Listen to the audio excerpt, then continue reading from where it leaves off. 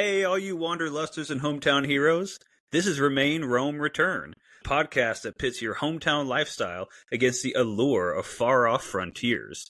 In the show, we are going to try to settle the age-old debate on whether it is better to be the local legend or the one that got away. And we are your host. I am Christian. And I am Damien. And together, we are going to spend each episode trying to discover which lifestyle truly is best. Is it better to stay close to the roots that raised you, or to fly away into the unknown? Yep, and during these conversations, we will be discussing personal experiences and asking guests for their input to decide once and for all whether it is better to remain, roam, or return.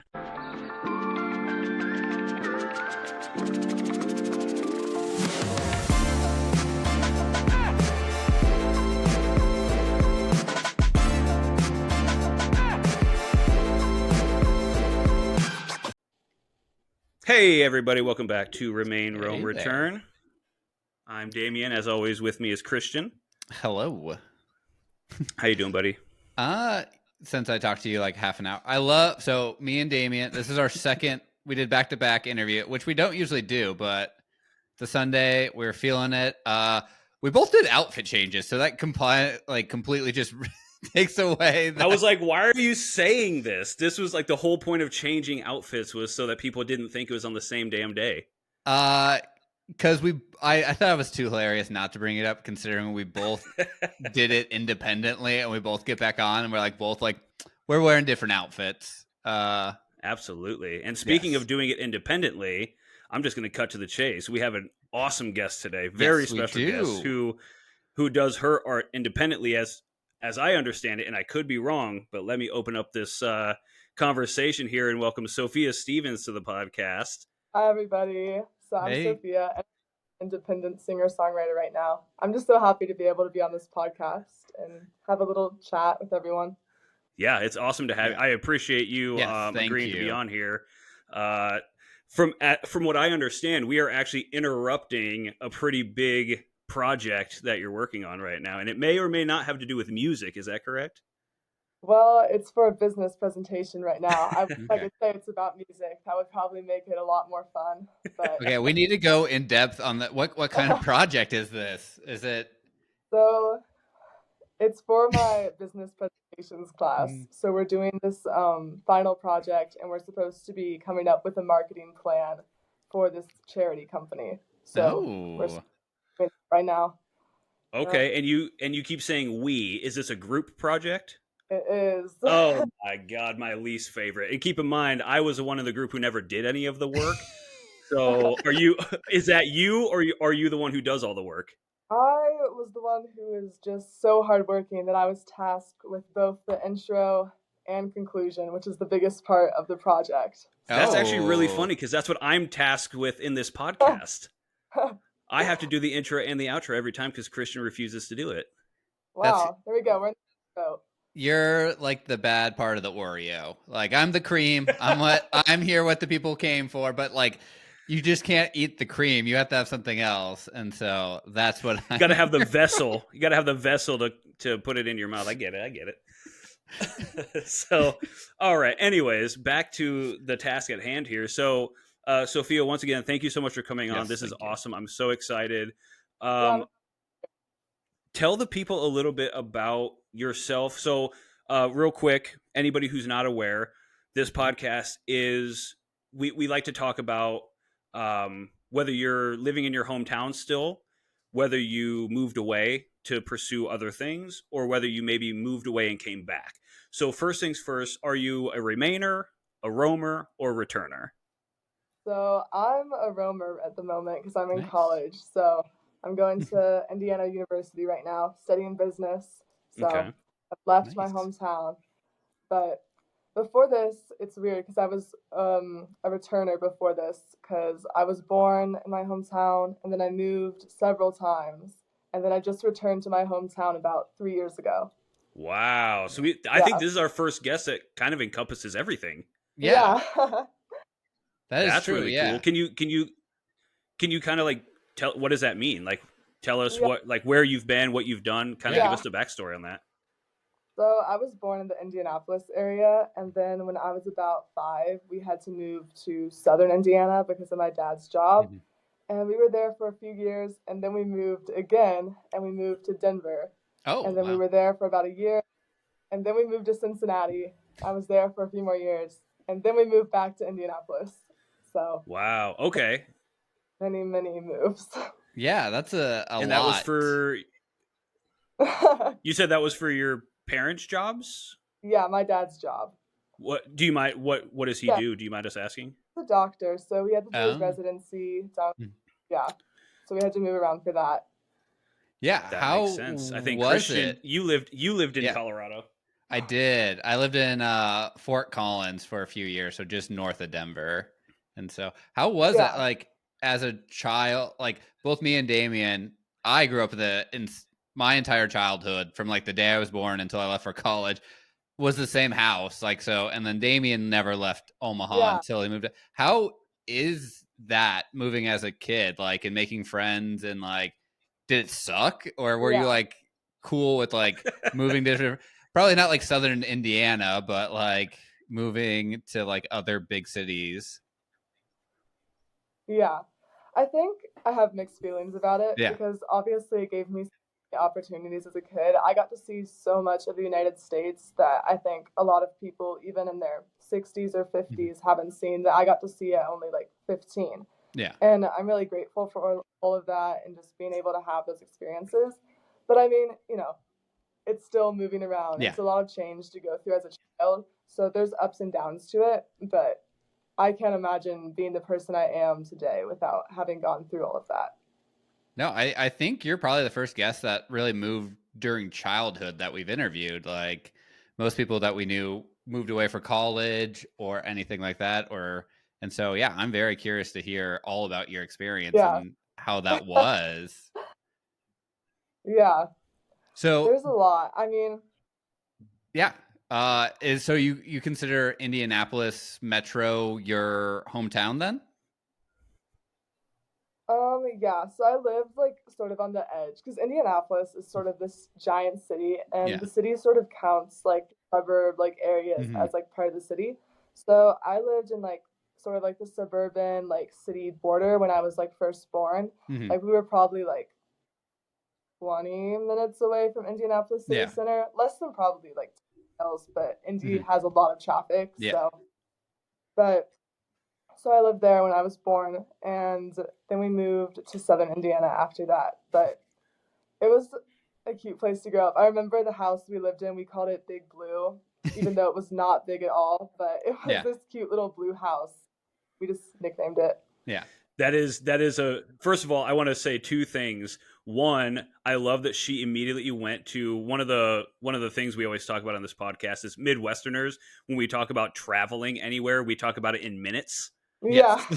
So I love the fact that you just said in reference of minutes how far out of a city you were, which is it's our favorite thing to do because now that I live in LA, people are like, well, that could be 3 miles. Like I don't know, and then the second thing that she did was talk about how she named her house after the color of the house, and I did that too. I grew up in a pink ranch style house, so we literally called it Pinky. Like that was the name of the house. I'm gonna talk about. So I grew up. My parents' house. The color is green, and I like in elementary school wrote I lived in a greenhouse, but my teacher took that as like a pots and plants greenhouse. She was like, "Wait, what do you mean you live in a greenhouse?" I was like, "Yeah, like it's colored green." And she's like, "Oh, I thought you lived like in a glass house." But I was like, "Don't throw stones." Yeah, I was like, I'm only in 5th grade. I feel like you should know more that I wouldn't actually live in a like plant greenhouse. And so no, that's and so southern India, it's in a different time zone, right? Is that a thing? I think like part of it is like once you go like farther west, the area I was in was basically like Indianapolis, just like straight down from Indy, so it's still same time zone. Yeah. Yeah. And so we lived... Oh, sorry, you go. I think there's a lag just for the listeners. I think there's a little bit of a lag. There is. Sorry, Sophia, please continue. It's okay. No, I was about 40 minutes away from Louisville area, if that gives like any reference to where I was.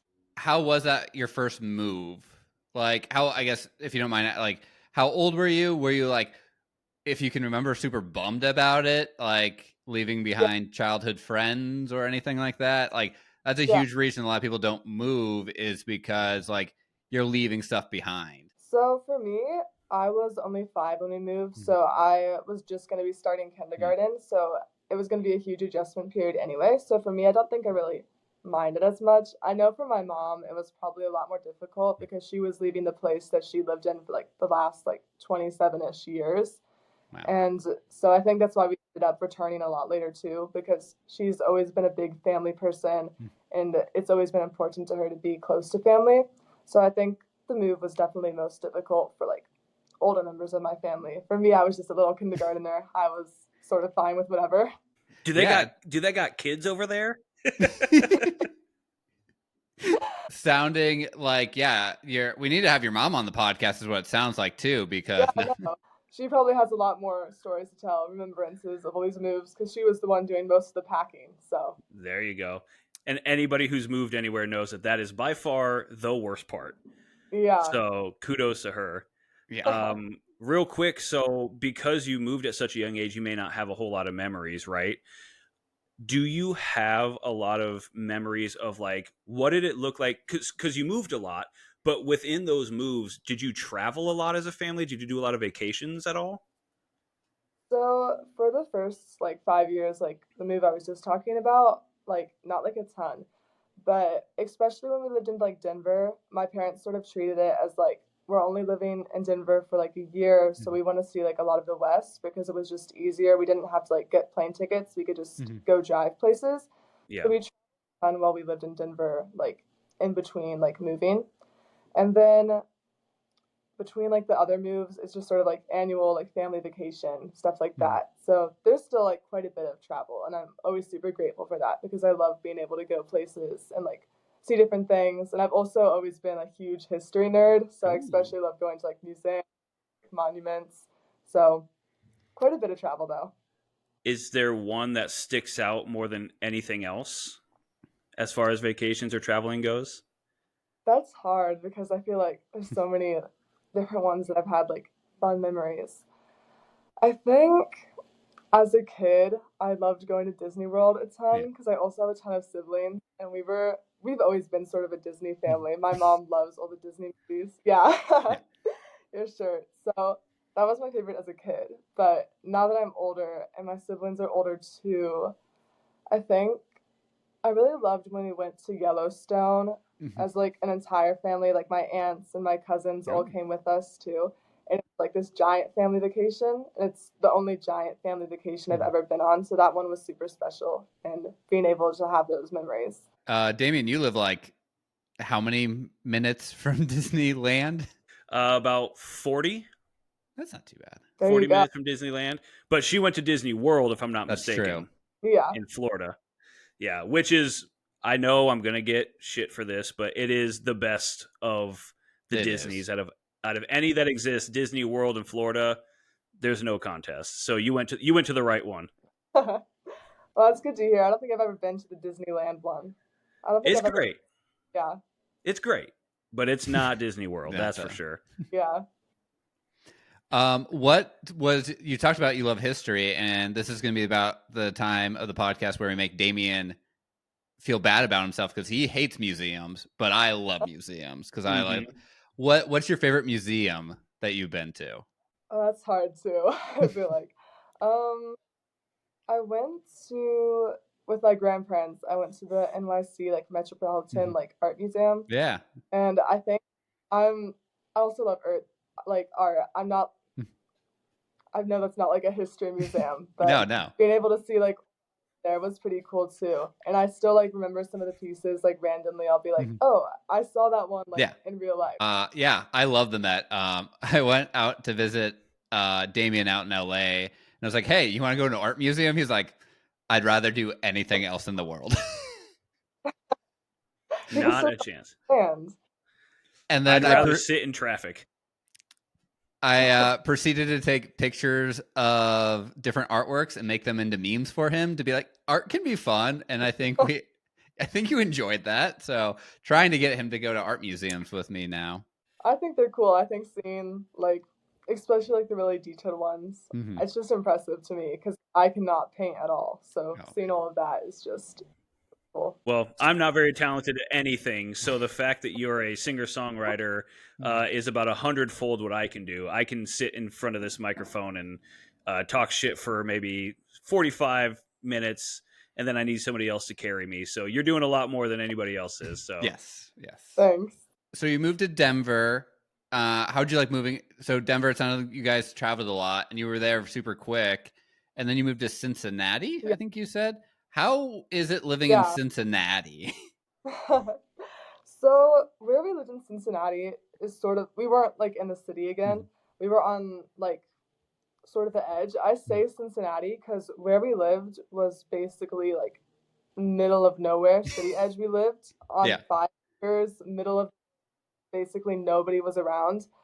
And so I say Cincinnati because nobody really knows Yeah. where I was actually, but it was a cool place to live though, especially because we were sort of just in the middle of like the wilderness and we were super close to like the river. Mm-hmm. So, and being able to have like elementary school and like middle school, like primary years of my life, like Mm-hmm. spending that time just like in nature, I think was really cool to me. And I think a lot of my art and like songwriting can be sort of attributed to like the stuff I saw like in Cincinnati, like that connection to like nature. I think I think it did help my like Yeah. songwriting abilities a little bit. Yeah. And I think that's and so a speaking of, go. Yeah. Christian, you need to upgrade your internet, son. Apparently I do.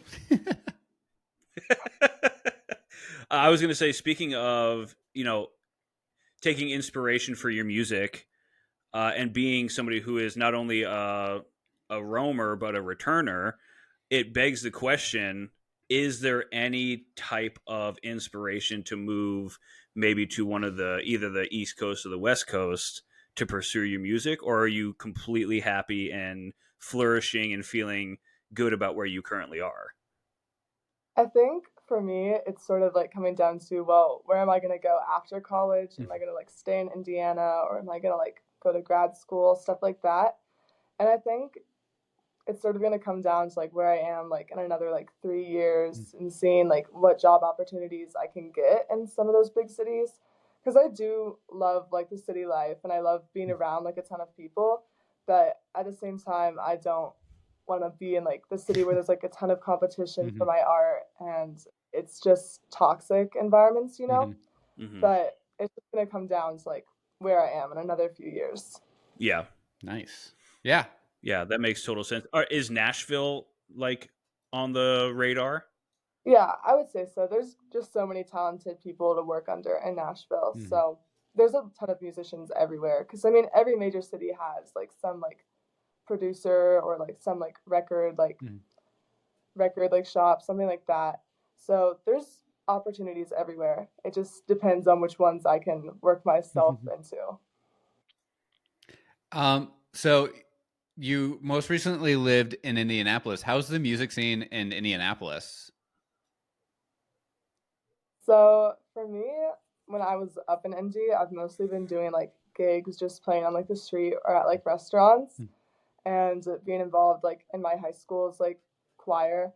So I can't say I'm like super involved in like the actual scene up there, but they do have a lot. I mean, just since coming down to like college and getting more involved in like the scene down here, there's a ton of like little shows going on in Indy and a ton of like cool venues up there that I wish I sort of was able to go to while I was actually up there. But a lot of them are still like 18 plus or like 21 plus. So this summer, hopefully, I'll be able to go to more.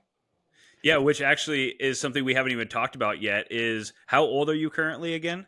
Yeah, I'm 18 right now. Yeah. So a lot of the places that you could even potentially play at, are you even allowed, or do you have to like? How does that work? Because I know there's weird things about that. Can you play at bars? So I can if I have like a parent like present, and my Gotcha. dad's super good about that. He said if I ever get like a bar gig, he'll be there. And I've played at a winery before, so I've some places like that already. Okay, right on. So it's not really limiting you to where you can play necessarily. Yeah, yeah. Okay. Nice. So What is when the did biggest place that you've played so far? Like how many people?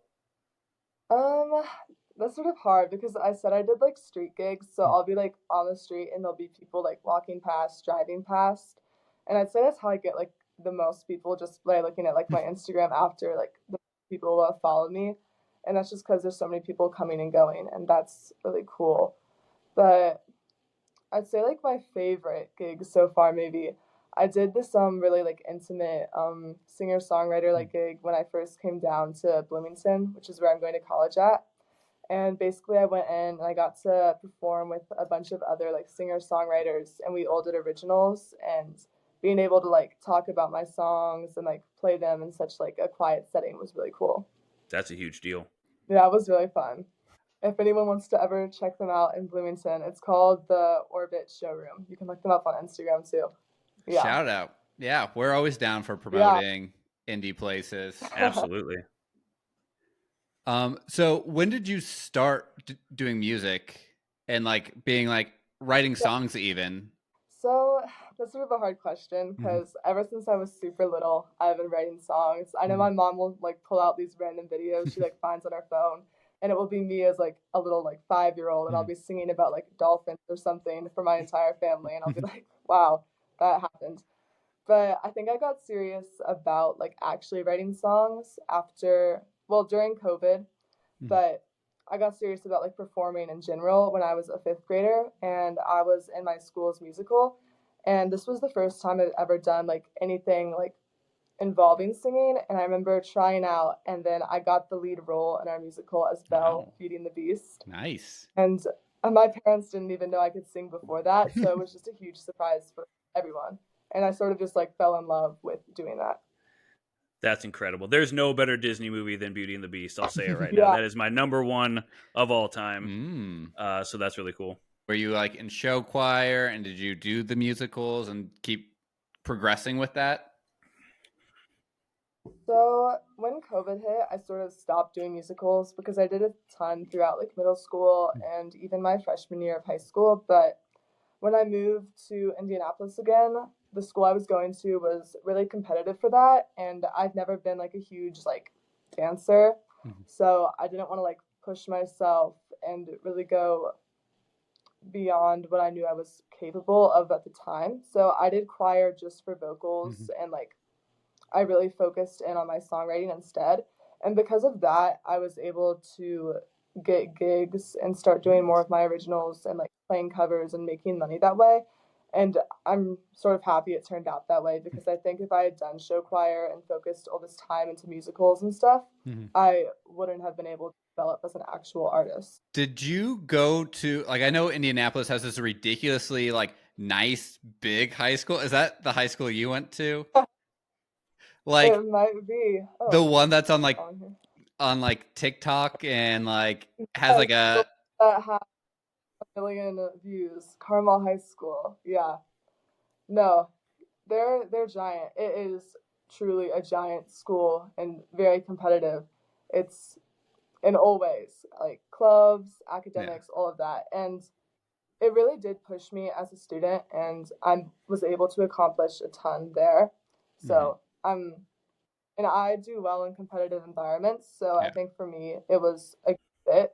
But going from like middle of the wilderness, Cincinnati, to this giant high school was a bit of a jump at first. Yeah, that from what I've seen of the TikToks of that high school, it seems like it would be such a big culture shock, as you were saying. Like, where you Yeah, probably knew everybody in your school super well to being like yeah, not even knowing half the kids you graduated with, kind of situation. yeah. No, my graduating class was over 1,000. Wow, Ooh, damn. that's massive. Yeah, Yeah. that's crazy. So I do have one more question because I really want to get into you as an artist and what you're currently doing because we've been listening to your stuff quite a Yeah. bit. We got a lot to talk about. But before we move on too much, maybe a couple more questions about the actual theme of this podcast.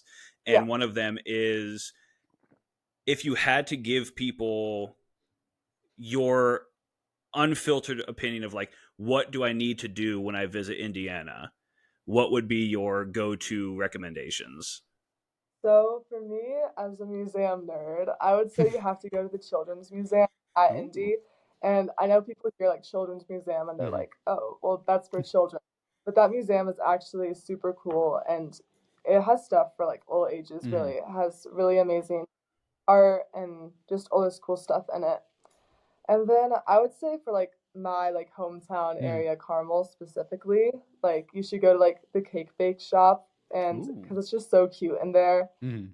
It has like all these amazing like cakes and like treats in it, and it's just so pretty. Um, and especially like walking like downtown Carmel, we have like Mhm. this like main street sort of design that has just like a ton of like shops on it, and there's usually live music. I know I've been playing out on the main street like a few Mhm. times, so just exploring that too. But those would be my few recs. All right. Yeah, we're big on Rex on this pod. I Yes, love we that you are. said Rex. That's what we call them too. Yes. Yeah. Um, so make sure everybody you're writing this down. Check those out. And then my last question, then I'll throw it off to Christian as far as the themed questions here. Mhm. So as a currently independent artist and as somebody who is pursuing a career in music and potentially maybe entertainment, Yeah. what like if you could live anywhere on earth um, and and live out your fantasies as an artist, where do you think that would be? That's hard because I feel like there's so many cool cities out there. I'd say sort of like going back and forth between maybe two cities. I'd say London because Ooh. I love London vibe in general and I Mhm. love like all the food and like all the different people that live there, the museums, the history, like the culture. So I'd say London probably. And then like if I'm doing like an American city, I'd definitely choose one on like the East Coast. Maybe Mhm. Boston. I like Boston vibe, but Yeah. that one's definitely there's so many cool cities out there. Yeah. Well, we are a apparently a big London podcast all of Yes. a sudden. Yes. So shout out to everybody in London. Yeah, I'll pass it off to Christian. Yeah. I was just gonna say if you have the opportunity while you're in college, definitely go study abroad. And it sounds like Yeah, London would be. that's what I Uh, hope to do. I did England, but it's called Bath. It's like the west coast of the place, but it's yeah. I lived there for 6 months, and it was absolutely amazing. It was actually the first time I left Yeah, the states. But yeah, highly recommend it, especially if you. It gives you like a yeah, little preview too, and then like you're in school, but you're not in school, so it's a lot of fun. yeah. No, I definitely hope to study abroad or something. I'm looking at maybe doing Spain actually next year. Ooh, Nice, yeah. Do you know that's Spanish fun. very well? So I took Spanish in high school, Okay. but I can't say I'm like proficient at Hmm. all. I know enough to like get through some very Yeah. basic level conversations and maybe like read like a few like passages, maybe enough to like understand a newspaper. But Mhm. if you were to like throw me there and be like, Yeah. you have to like really get involved, I don't know if I could. You would As adapt. yeah, Yeah, or as me and Damien both can contest of because me and Damien he essentially replicated one of my trips a decade later, but almost everyone in Europe spoke English, so at some Yeah. extent. yeah, So yeah. yeah. Christian, do you have any other themed questions that you would like to ask Sophia before we move into the reason we're all here, which is to celebrate her and her music? Yeah, I have a lot of questions about her music, so I think we should deep dive into that. All right. So, do you have the drum roll handy? Do it. Yeah, let me pull it up. I just found out we can do music or do like a soundboard thing Soundboard. and yeah, okay, you ready for it? Here we go. Already. Oh, it's not working. All right, cut this. One second. I heard it perfect. Preview mode. Here we go. There we go. No, All right. wait. There we go. Nailed All it. right. So, We'll just cut that. We'll be fine. So I do want to say we've listened to all of your stuff on Spotify. Mm-hmm. Oh, wow. It is very, very good. Yes. And I do want to let the people know. So you currently have one album and one EP. Is that correct? Yep. Okay. Talk us through the first. Is this your first album? Or like what order was it? EP first and then album, or was it album first and then EP? Yeah, so I dropped the EP 2 summers ago, and then I dropped the album just within like the last few months. Could you tell everybody what that's called? Yeah, so my album's called Loving Grief, Okay. and then Very it's good. called Reminiscence. Yes, and is there a backstory to the reason you named them that? Yeah, so for Loving Grief, I wanted this album to sort of be about like the human sort of experience with love, like as a whole, like throughout the entirety of life. And what I sort of found as I was writing these songs is that love is sort of like this cycle, and it's love, and then you're falling out of love, you're in grief, and then you have hope again. And I sort of wanted to have an album that sort of goes through all three of these emotions: love, grief, and hope. And that's why I titled it that. I have been listening to it quite a bit, and so it's fantastic, and so definitely recommend everyone listen to it. I kind of want to go back to when did you kind of decide of being like, hey, you've been kind of writing songs, and you're like, I want to record. What, like, can you kind of talk about that process of you being like, hey, I think this is I want to do this. I guess we've interviewed a lot of artists, but we haven't ever talked about that, of being like making that like giant leap to actually go for it. Yeah, I think one of the main things that happened is my vocal coach, who isn't really my vocal coach, he's more like the guy who helps me like find gigs and sort of advises me on like my original songs sometimes, and just helps me with that. He advised that I start recording stuff because a lot of like the places in the area, they would take me more like seriously if they saw that I had released stuff on platforms. And that's sort of how I did the EP, because I wanted to have something like out on the platforms that people could see. But I've been planning this album for a while. I wrote the first song when I was a fifth grader. Wow. So Wow. It's been a long time sort of working on it.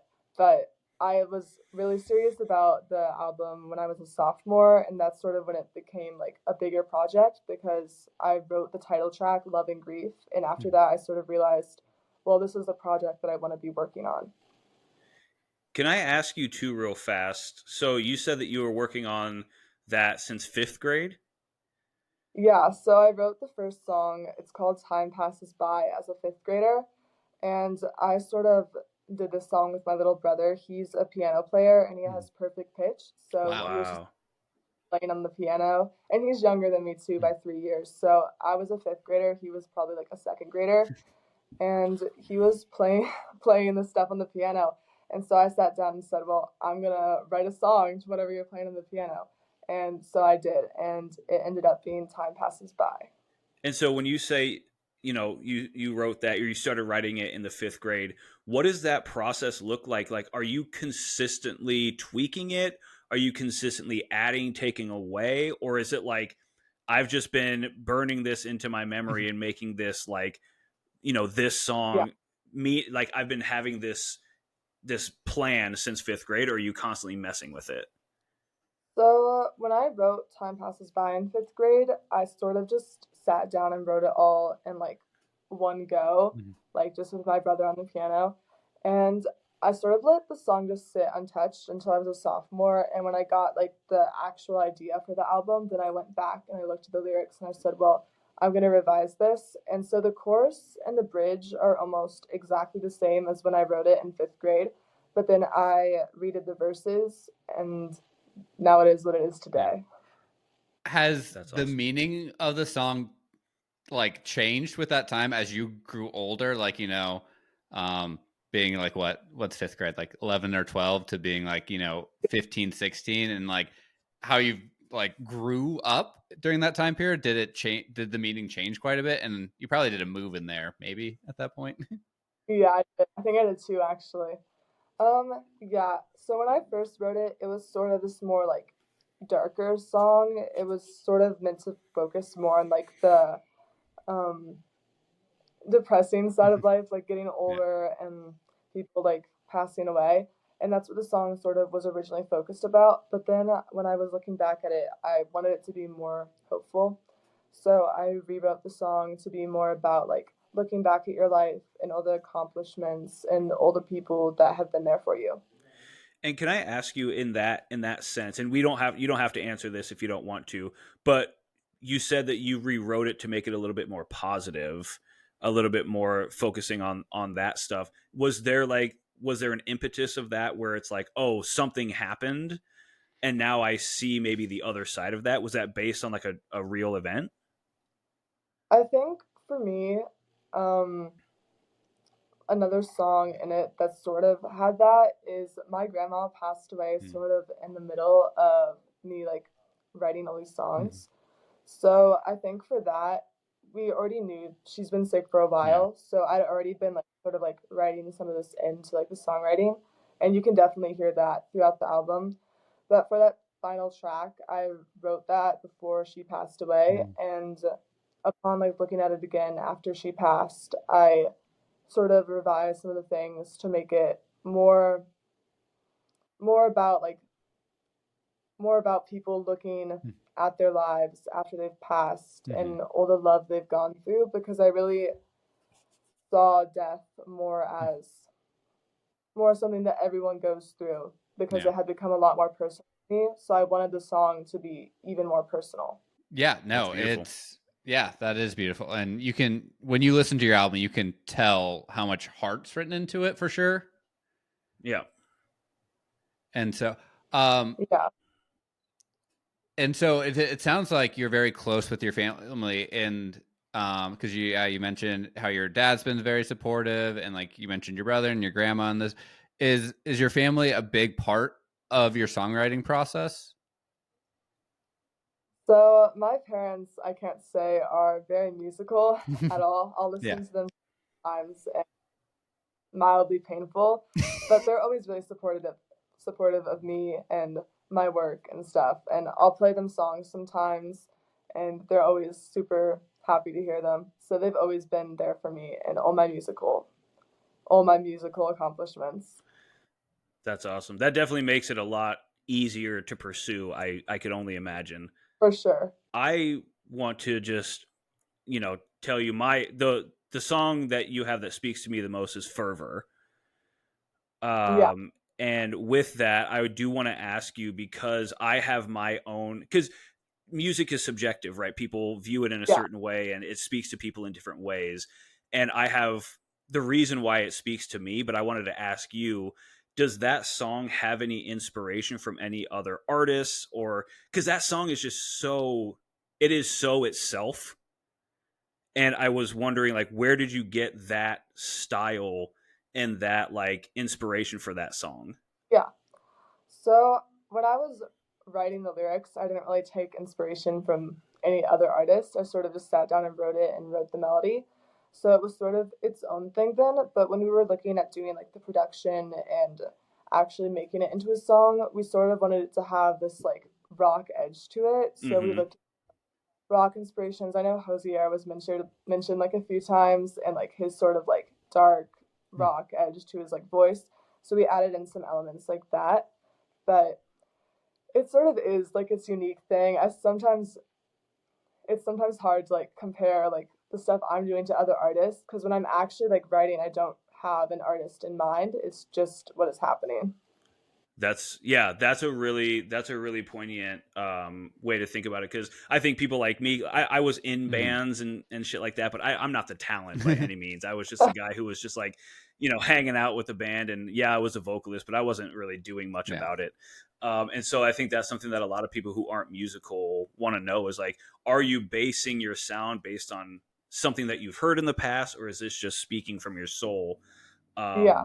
So that's a really great answer. And I do want to say, from my personal standpoint, that song Fervor really, really, in my mind, resonates almost as an exact blend between Kate Bush and the Cranberries.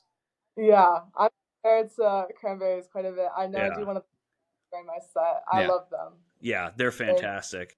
I think we lost Christian's back. I'm back. I don't know. I think we lost him for a second. The internet in Nebraska just gave up, I guess. You know, a cow hit a tower or something. I don't know. You talked about playing on the street, which I think is crazy in a very respectful way. Being like, it's just putting yourself out there that way. Like, I feel like sometimes it's very easy.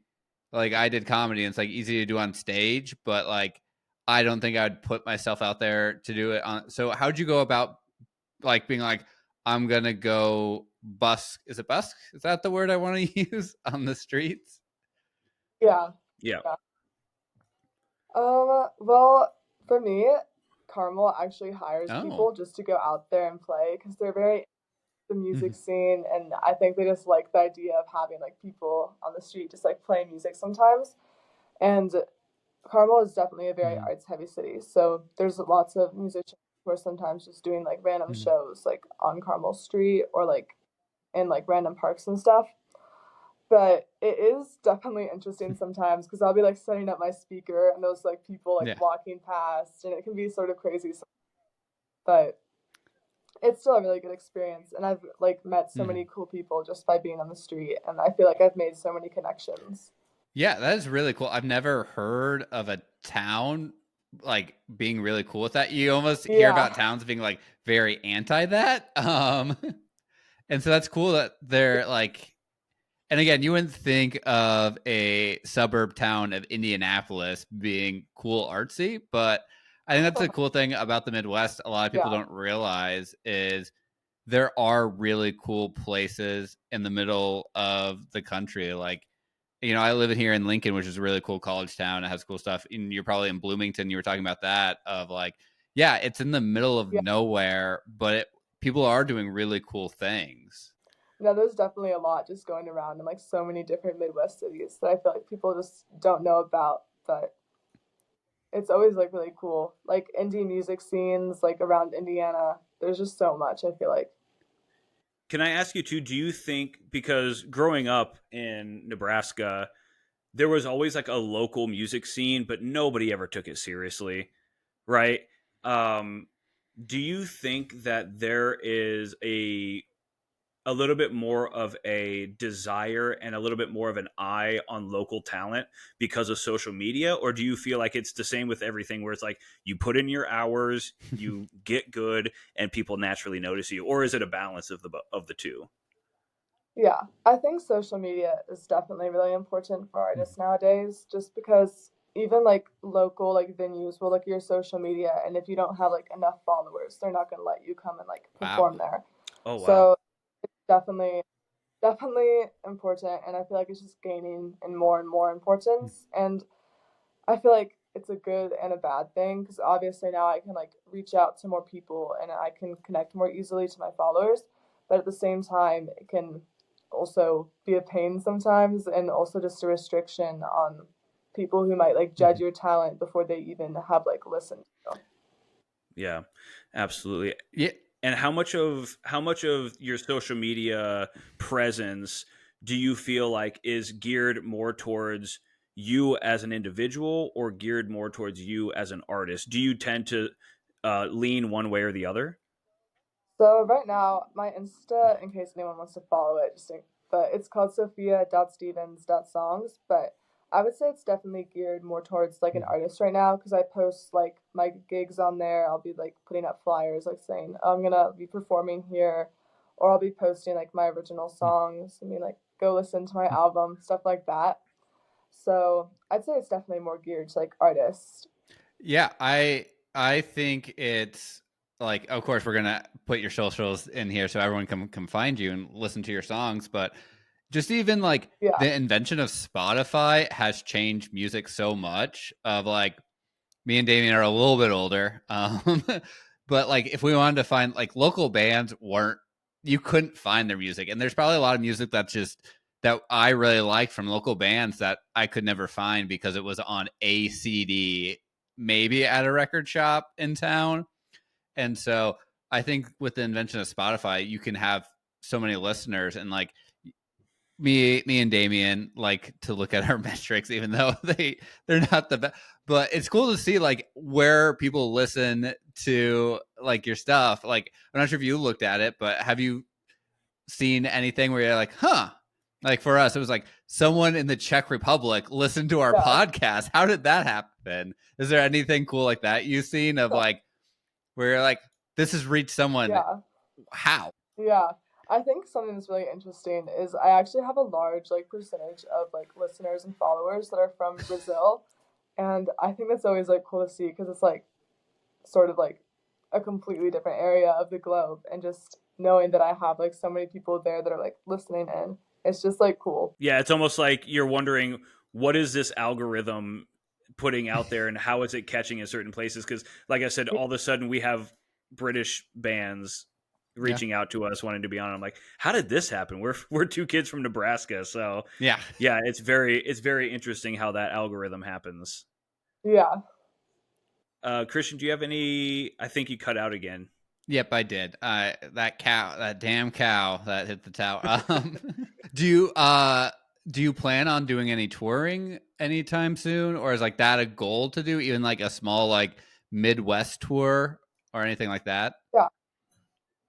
I mean, my dream is sort of to like tour eventually. I mean, right now it sort of isn't necessarily feasible because obviously I'm in college right now. But maybe like a summer in the future I can go. And I'm also in a band right now, so maybe one day the band can go and do something somewhere. But two things. Can you shout out the band name? Yeah. So it's called Never Early on Instagram. And it's just like a college band. We just started within like the last like 2 months, but we've already been doing like house venue gigs. Ooh. Right on. That's badass. So go follow them.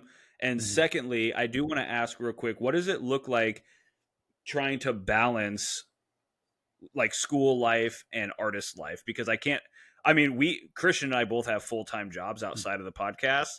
And it's like even dedicating an hour or two a week can be challenging at times. Do you find it to be very challenging, or are you like in a constant flow state with it? Yeah. I think, well, one of the advantages I have like right now is my college semester, I scheduled it to be pretty easy so far, just because I knew like the adjustment period would be sort of difficult at first. So right now I have more free time than I did in like high school. So I'm right now, but I think for me it's easy to make time for music just because it's something that I really enjoy doing. So it's easy to be like picking up my guitar and like writing something because it's not like a chore to do. Yeah. And you're constantly writing, I'm assuming? Yeah, every second basically. That's awesome. As someone who loves basement house shows, can you talk more about the Indiana Bloomington house show scene? Because I'm always because I've always lived in college towns, and so I'm probably too old to keep going to them, but occasionally I wander into them. Can you talk about your experience so far with them? Well, Bloomington has sort of like a divide right now between like the college student like venues, and then there's like the town like Bloomington venues. And the town Bloomington venues has like actual like areas like devoted to these shows. Like there's actual like houses that are always doing a show every weekend. You just come and there's playing. But then like the college student shows, it's primarily all on Instagram. So you find like the location, like these Instagram, and it's sort of just through that. But I'd say there's a house show, like more than one house show even. Like basically every weekend someone's doing something.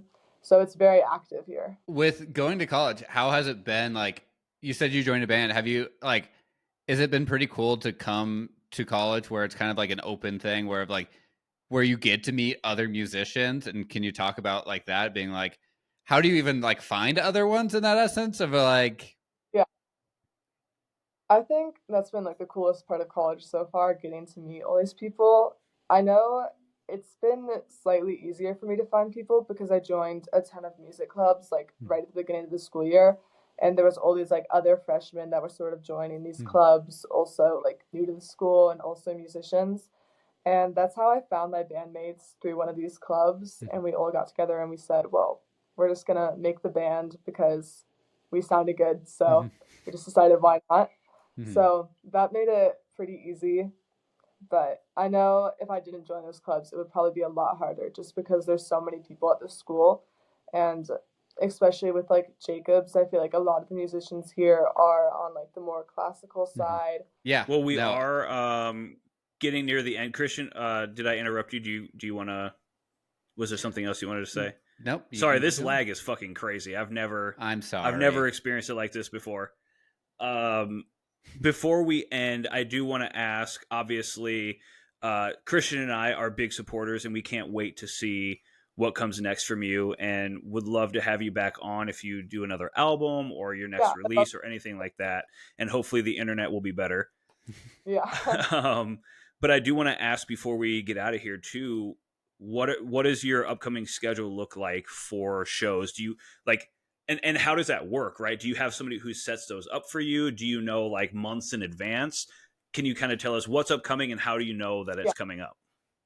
So for me, I'm primarily the one who's setting up all my gigs. So next weekend, well, this weekend now, because it's Sunday, I'm going to be performing on my college campus at one of like the college dorms. They're doing a little festival, so I'm going to be performing then. It's going to be fun. Okay. And also with my band, we're doing this performance to the college this Friday, like through a club. They're doing this charity event, and they need some bands to play. So I'm going to be doing that too. But definitely more stuff in the future. Most of it's going to be on my Instagram too. Nice. Okay. Right on. So yeah, tune in to her Instagram. We will have it in the link in the bio. Check her out. Listen to her on Spotify. And I do also want to ask: is there any song? So if you could choose one song that anybody who may not have ever heard you before, if there's one song that you could use to represent you as an artist, what do you think it would be? Well, I know we mentioned it earlier, but I'm going to say Fervor just because that's probably my favorite to sing and also my favorite to like listen to. All right. Well, I will second that. Yes, that is also my favorite. Third that. It fucking rules. Yeah. So my last question, actually, let me pass it to Christian, and then I'll go with my last question. No, you have been Mr. Question Master over here, so bring it on home. All right. So to bring it on home, I always like to ask for your permission if there's any way that you would like us or would prefer us to play one of your songs at the end of this podcast. Would you be willing to send that to us? And can we represent your music within our podcast to give you even more of a listener base? Yeah, for sure. You can play Fervor if you want. Yeah, it's been a pleasure getting to know you. I'm sure your fans feel a little bit more connected to you, and I look forward to having you on again here in the future for any releases that you have coming up. Yeah, thank you guys. This was fun for sure. Thanks so much. Check her out on socials. Check her out on Spotify.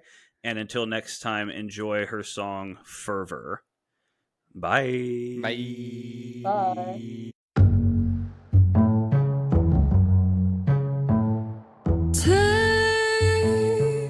Take me to the top of your world.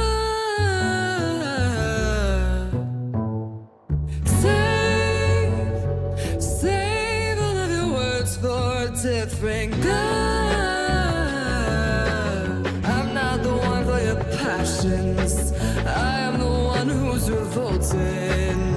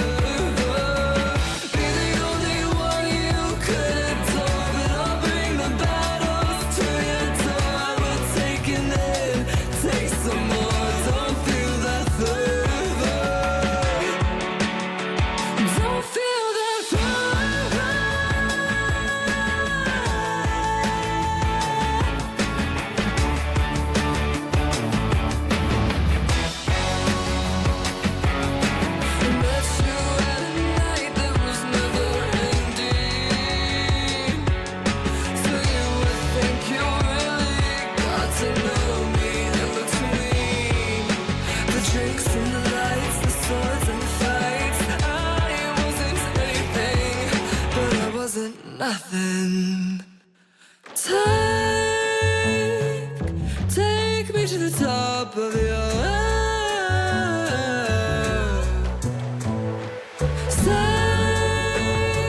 Save all of your words for a different girl.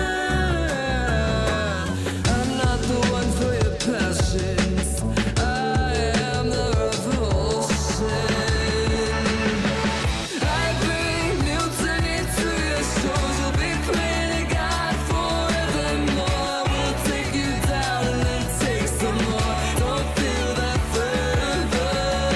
Be the only one you can adore. And I'll bring the battles to your door. I will take it in, take some more. Don't feel that fervor. Don't feel that fervor.